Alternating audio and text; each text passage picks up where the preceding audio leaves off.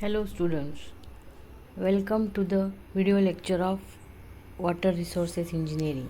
So today we will see Unit 2.72 Water Requirements of Crop and Reservoir Planning.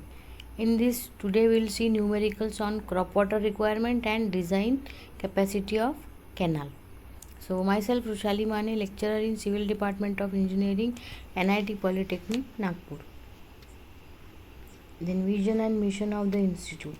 Then vision, excellence in technical education to empower youth.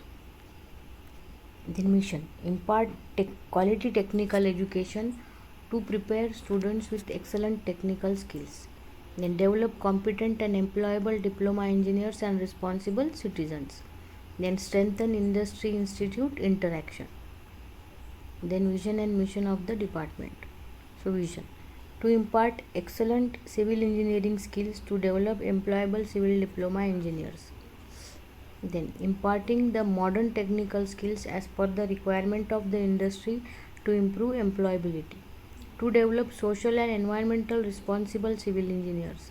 Then effective implementation of teaching learning process to benefit students. Then course outcome, estimate crop water requirement of a command area and capacity of canals. Then unit outcome, establish relation between duty delta base period. Then calculate control levels for the given reservoir from the given data. Then calculate reservoir capacity from given data. Then calculate control levels for the given reservoir from the given.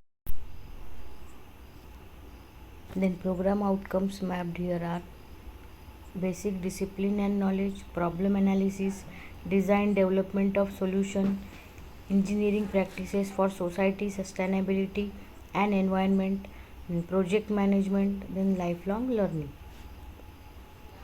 Then numerical problems on crop water requirement. So we will see first numerical, determine the duty of canal water for wheat and sugarcane from the following data. So this data is given. So types of crops for wheat and sugarcane. Then delta for first watering. For wheat it is 10 cm, for sugarcane it is 15 cm. Then interval between waterings, wheat 15 days, sugarcane 10 days. Then total number of waterings, wheat 10 and sugarcane 30. So solution, for wheat total delta is equal to delta for first watering into total number of waterings, that is 10 into 10, that is 100 cm. So 100 cm, that is equal to 1 meter. So base period B is 15 into 10, that is 150 days. So how this 15 into 10 is calculated?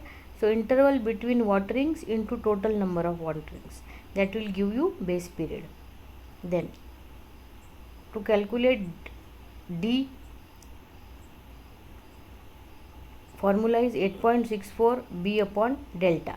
So 8.64 into base period is 150 upon 1. So this is how the duty is calculated. That comes out to be 1296 hectares per cubic.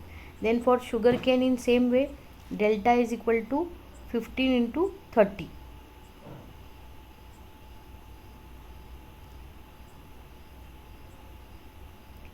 So it is 450 centimeters, that means 4.50 meter. So base period B is equal to 10 into 30, that is 300 days. So duty is equal to 8.64 B by D, that comes out to be 576 hectares per cubic. Then next numerical, in an experimental station on paddy growth, it was observed that in 96 days in Kharif, the depth of water supplied was 125 cm. Calculate duty. So here the base period given is 96 days. So B is equal to 96 days and is the actual base period. But for calculation of duty, only standard base period should be used. So standard base period is 123 days for Kharif. So using the equation D, 8.64 B by delta. So 8.64 into base period is to be taken as 123 and delta is given as 125. So 8.50 hectares per cubic. This is the value for duty. Then next problem, if rice requires about 10 centimeter depth of water at an interval of 10 days and base period for rice is 120 days, find out the delta for rice. Then depth of water required is 10 centimeter. Then base period is 120 days. Water required at an interval is equal to 10 days. Hence total number of waterings required is equal to 120 by 10. That is 12 numbers.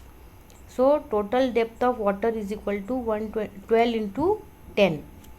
So it is 120 centimeter. So delta for rice is 120 centimeter.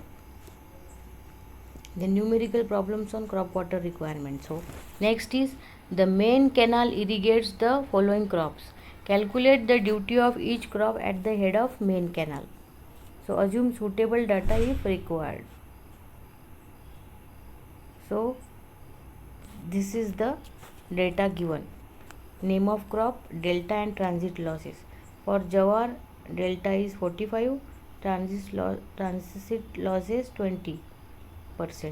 Then for wheat, delta is 30, transit losses 40. For sugarcane, delta is 180, transit losses 40%. For groundnut, delta is 50, transit losses 40%. For vegetable, delta is 30 centimeter, transit losses 40%.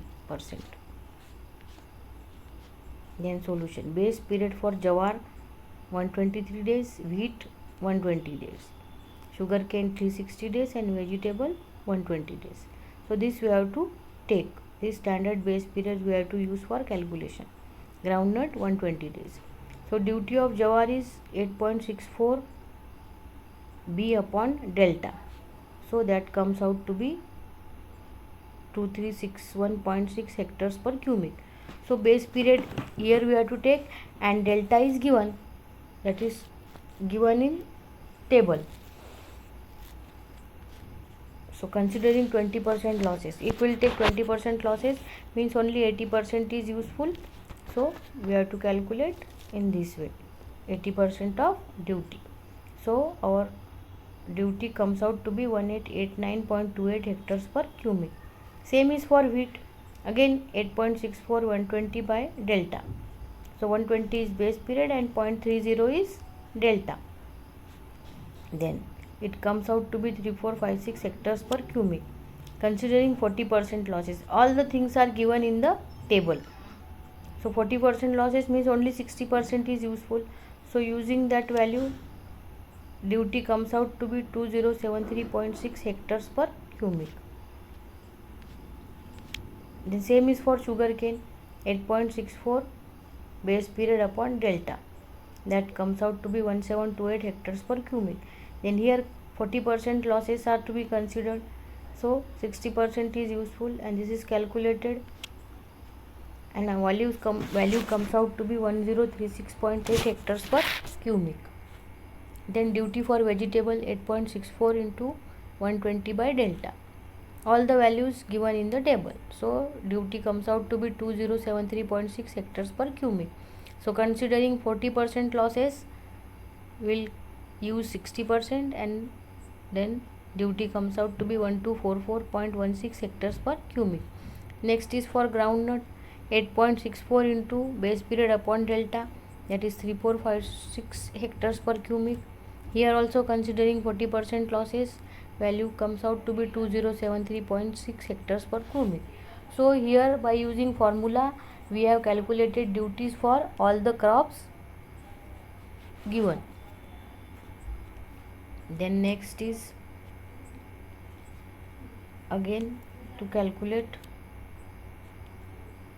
to find a design discharge of canal by using following data. So here in this table it is given for jawar, area irrigated is given in hectare and duty in hectares per cubic. So for jawar, area is 1000 hectares and duty is 2500 hectares per cubic. For sugarcane, area irrigated is 1000 and duty is 5000 hectares per cubic. For rice, area irrigated given is 300, duty is 600 hectares per cubic. Then for wheat, area irrigated is 800 hectares and duty 1600 hectares per cubic. Vegetables area irrigated is 300 hectares and duty is 600 hectares per cubic. Assume transit loss is 20%. So here discharge is calculated as area upon duty. First you have to calculate discharge for every crop. So formula is area upon duty. So for jawar it is 0.4, for sugarcane it is 0.2, for rice it is 0.5, and for wheat it is 0.5, for vegetable it is again 0.5.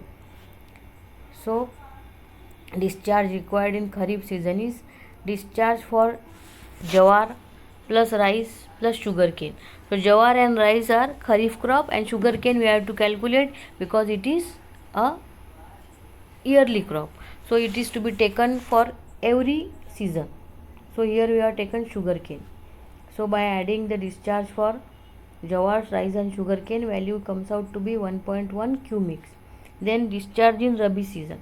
Here discharge for rabi season, wheat is rabi crop plus sugarcane you have to calculate 0.2 plus 0.5 is equal to 0.7 cubic. Then discharge in hot weather. Again for hot weather, vegetable is hot weather crop plus sugarcane is to be added to that because it is again yearly crop. So value here is 0.7 cubic. Then discharge in kharif is maximum. In all the three discharges, discharge for kharif is maximum, that is 1.1 cubic. So hence discharge considering 20% losses.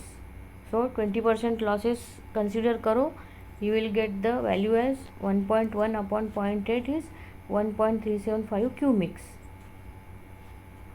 Then next numerical, fixed control level, DSL, full reservoir level, then high flood level, total bund level from the given data.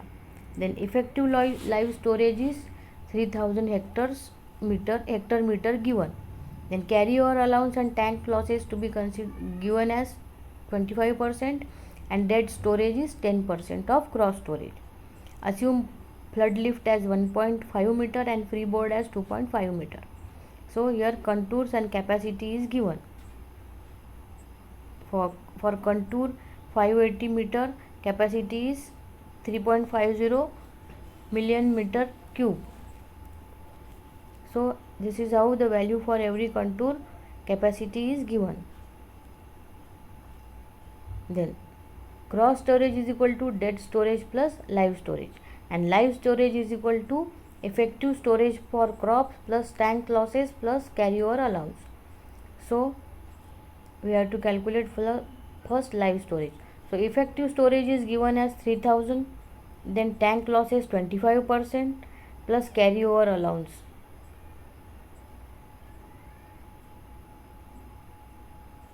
So here value is 3750 hectares and it is 337.50 million meter cube. Then gross storage, that is 10% of gross storage plus live storage. So value is again 0.9 gross storage is equal to 37.50. So gross storage comes out to be 41.66 mm cube. Then from capacity table by interpolating RL corresponding to capacity, 41.66 million meter cube will be, so FRL is equal to 612 plus 614 minus 612 into 41.66 minus 40 upon 50 minus 40. So this is interpolation इस तरह से carry out करना है, and value comes out to be 612.332 meter. Then dead storage is equal to 10 upon 100 into gross storage. So 10 upon 100 into 41.66 is equal to 4.166 mm cube. Then high flood level is equal to FRL plus flood lift. So FRL 612.33 plus 1.5 is 613.832. So then top bund level, high flood level plus freeboard. So calculate the values given. So this how top bund level is calculated. Then summary. In today's class we have seen how to calculate duty, delta, discharge, then design of canals, fixed control level in canal. So then assignment question here, calculate, it is same as the numerical we have solved here, so you can solve this as an assignment by using the same technique. So this is all about today's lecture. Thank you.